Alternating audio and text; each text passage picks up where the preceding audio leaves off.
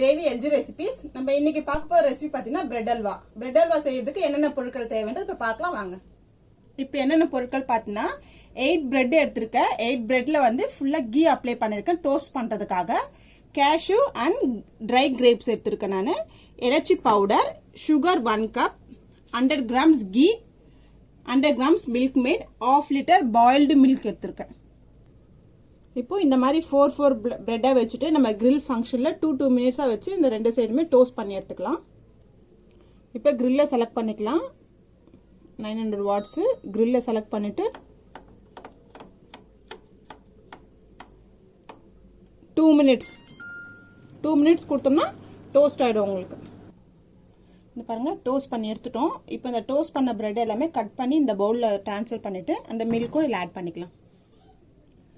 So இங்கே பாருங்கள் பால் ஊற்றியாச்சு. அந்த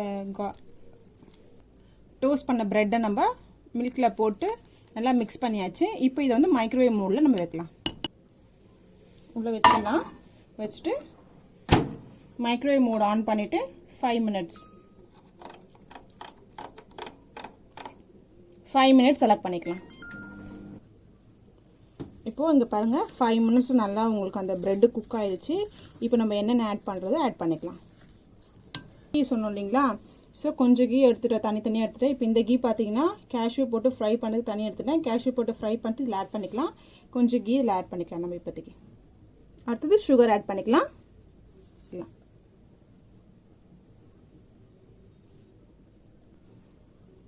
இலச்சி பவுடர் ஆட் பண்ணிக்கலாம். இப்போ மிக்ஸ் பண்ணிக்கலாம் எல்லாமே.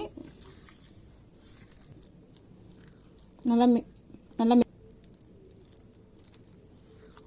இதை மறுபடியும் மைக்ரோவேவ் மோடில் 4 மினிட்ஸ் உள்ளே வச்சாச்சு. இப்போ க்ளோஸ் பண்ணிவிட்டு மைக்ரோ ஆன் பண்ணிக்கலாம்.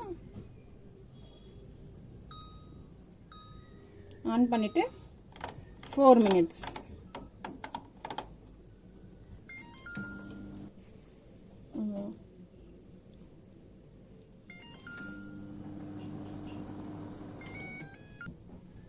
ஓப்பன் பண்ணியாச்சு. இங்கே பாருங்க நல்லா வந்திருக்கு. நம்ம இப்போ கேஷ்யூ வந்து ஃப்ரை பண்ணி எடுத்துக்கலாம். கேஷ்யூ வந்து இப்போ ஃப்ரை பண்ணி எடுத்துக்கலாம். சேம் மைக்ரோவேவ் மோட்லேயே வச்சுக்கலாம். 2 மினிட்ஸ் மைக்ரோவேவ் மோட் 2 மினிட்ஸ்.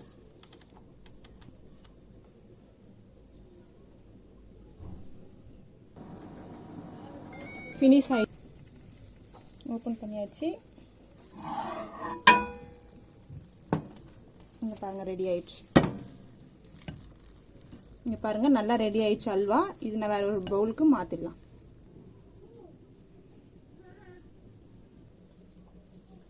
சுவையான பிரெட் அல்வா ரெடி. நீங்களும் வீட்டில் ட்ரை பண்ணி என்ஜாய் பண்ணுங்க.